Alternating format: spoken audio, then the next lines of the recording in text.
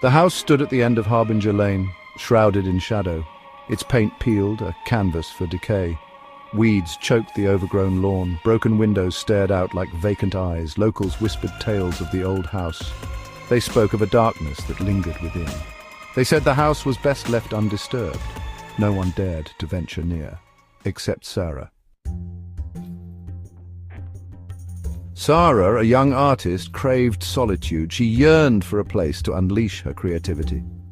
When she saw the "For Rent" sign on the dilapidated house, she felt a strange pull. The rent was unbelievably cheap, a steal for such a large house. She dismissed the low price as the consequence of the house's condition, not its reputation. Sarah, a pragmatist, scoffed at the local stories. Ghosts and shadows held no power over her. She needed a studio, not a ghost story. And so she unpacked her easel, brushes and paints, ready to breathe life into the old house. The house on Harbinger Lane was about to become her sanctuary.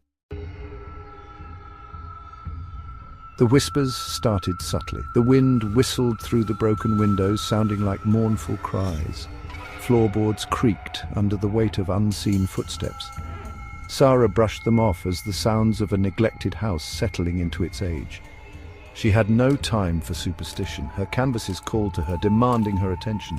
Yet she couldn't shake off the feeling of being watched. A shiver would run down her spine, even in the warmth of the afternoon sun. She told herself it was just the draft. The house was old, after all. Section 4. The Silence Before. The first night descended, cloaking the house in an unsettling darkness. The silence was almost unbearable, broken only by the occasional groan of the house.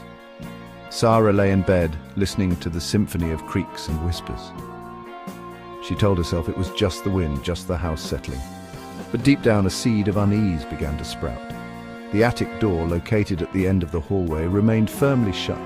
She had yet to venture into that part of the house. It was the one place that sent a shiver down her spine, even in the daylight. The attic held its breath, a silent sentinel in the night.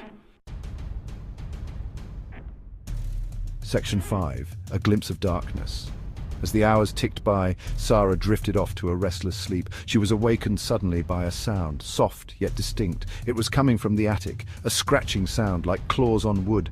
Heart pounding, she sat up in bed. The sound came again, more insistent this time. Her eyes darted to the attic door, its paint peeling like scabs on old wounds. Curiosity warred with fear. Against her better judgment, Sarah slowly got out of bed. She tiptoed towards the attic door, each step